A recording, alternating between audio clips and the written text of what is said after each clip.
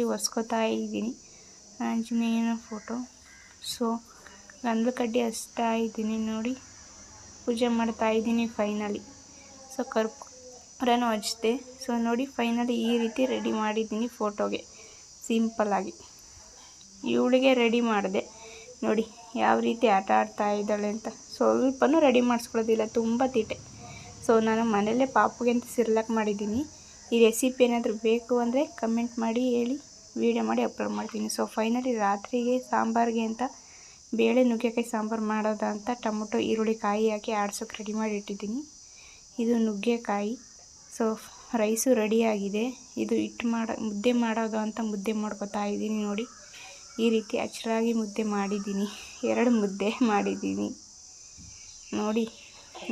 Finally sambar ಕುದೀತಾ ಇದೆ, ನುಗ್ಗೆಕಾಯಿ ಎಲ್ಲ ಹಾಕಿ ಕುದಿಸ್ತಾ ಇದ್ದೀನಿ. So finally